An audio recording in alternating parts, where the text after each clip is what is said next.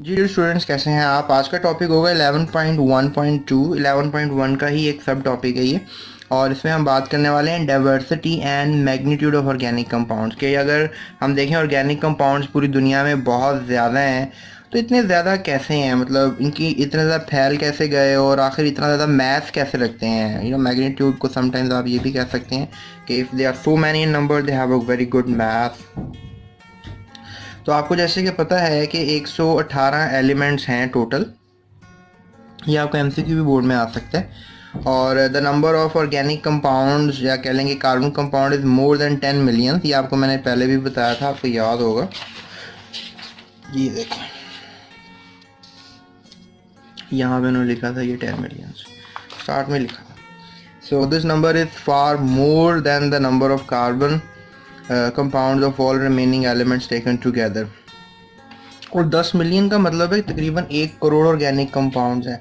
मतलब 118 एलिमेंट्स में से कार्बन, हाइड्रोजन और ऑक्सीजन के कंपाउंड्स और नाइट्रोजन, सल्फर, फास्फोरस, ये इन मतलब कार्बन सबसे ज़्यादा इंपॉर्टेंट है, और हाइड्रोजन और ऑक्सीजन, और इनके साथ कुछ मज़ीद दूसरे एलिमेंट्स मिलते रहते हैं और बहुत से डिफरेंट कंपाउंड बनते रहते हैं, and that is called diversity of different organic compounds. तो इतने ज़्यादा 10 मिलियन कंपाउंड्स हैं, एंड जस्ट अभी आप सोचें ज़रा, कुछ कार्बन डाइऑक्साइड लाइक ये फिर इनऑर्गेनिक है, जैसे protein, lipids, carbohydrate, vitamins, DNA, RNA, इस सब में क्या होता है, कार्बन, हाइड्रोजन, ऑक्सीजन के साथ कुछ डिफरेंट एलिमेंट्स होते हैं।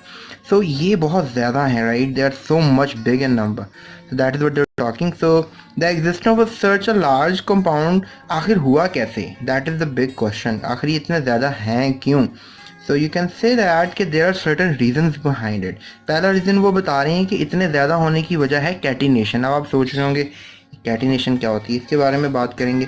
उसके बाद दूसरा रीज़न है आइसोमेरिज्म, यानी बहुत ज़्यादा कंपाउंड होने की दूसरी वजह आइसोमेरिज्म बता रहे हैं। उसके बाद ये भी बता रहे हैं कि जो कोवलेंट बॉन्ड होते हैं उनकी जो स्ट्रेंथ है, इस वजह से भी ये कंपाउंड बहुत ज़्यादा पाए जाते हैं।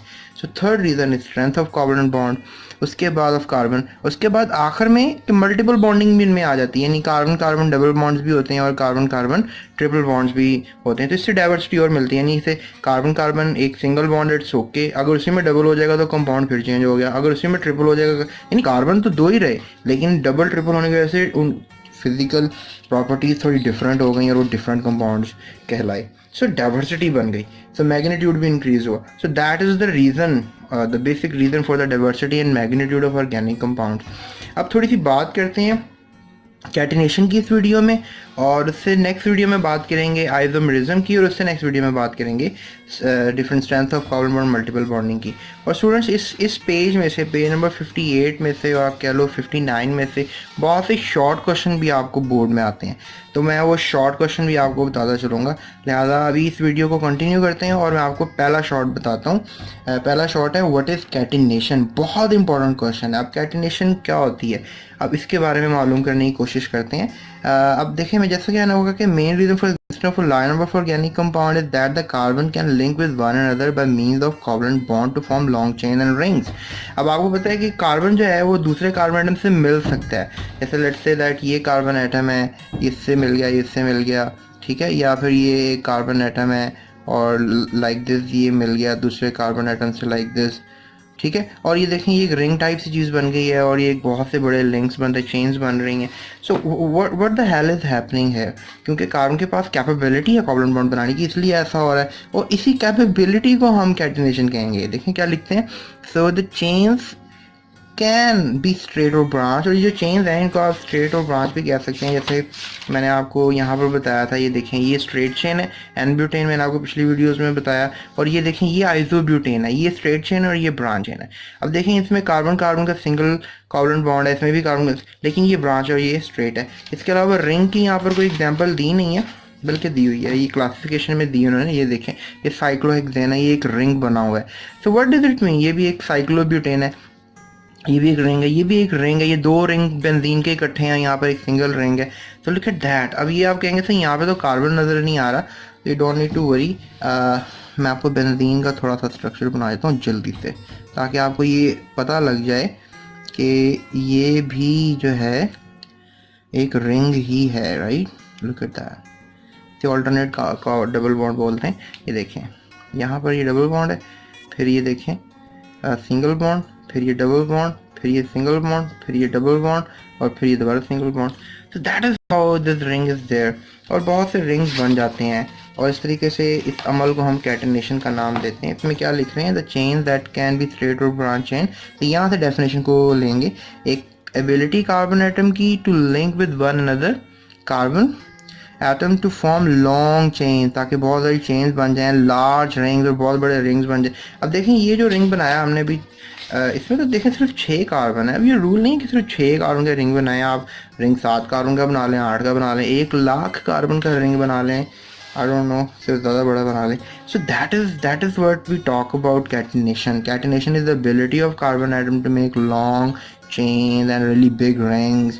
ठीक है, अब ये एक तो पहला सवाल हो गया, ये what is catenation. I hope आप यहाँ से लेकर यहाँ तक याद कर लेंगे और लिख लेंगे। ये तो बस एक एक्स्ट्रा सा स्टफ है जिसमें बता रहा है कि कार्बन एटम में लिंकिंग पावर मौजूद है। उसके बाद वो आपसे सेकंड शॉर्ट क्वेश्चन ये कर सकते हैं कि कंडीशंस बताएं अगर कोई एलिमेंट है वो कैटिनेशन करना चाहता है। ठीक है, so give 2 basic conditions for an element to exhibit catenation.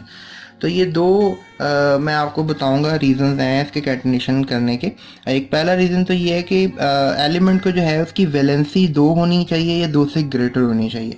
अगर हम कार्बन की तरफ देखें तो कार्बन के आउटर शेल में जो है वो 4 इलेक्ट्रॉन्स होते हैं। ठीक है, और इसको हम ऐसे भी रिंग बना लेते हैं और यहाँ पर इलेक्ट्रॉन्स को इस तरह शो कर देते हैं। ठीक है, so that is 4 electrons in the valence. Valence shell क्या होता है, लेट्स से दैट कार्बन का एटॉमिक नंबर 6 है तो उसके शेल होंगे 2। ठीक है, पहले शेल ये न्यूक्लियस है उसका।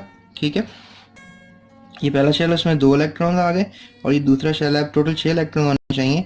सो टोटल आखिरी शेल में ये आ गया। अब देखिए शेल तो 2 है, ये भी शेल है, ये भी शेल है, तो ये वाला शेल वैलेंस कहलाएगा। जो आउटर शेल होता है उसको वैलेंस कहते हैं।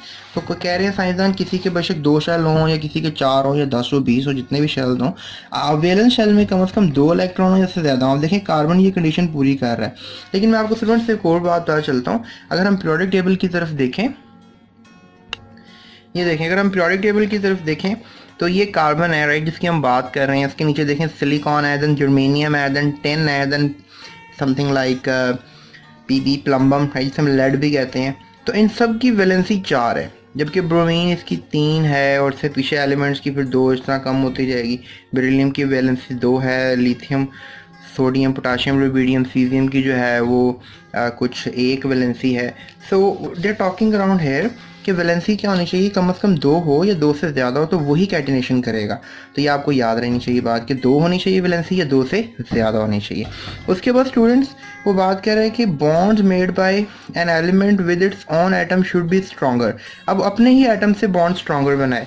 लेट्स से दैट मैं अब यहाँ पर कार्बन का कार्बन से बॉन्ड बनाता हूँ और सिलिकॉन का सिलिकॉन से बॉन्ड बनाता हूँ। ठीक है, और कार्बन का कार्बन से जब मैंने बॉन्ड बनाया तो मैंने देखी इसकी जो एनर्जी है जो यहाँ पे लिखी भी हुई है, okay let me just find it for you. ये है कार्बन की, कार्बन से energy that is 355 kilo joules per mole.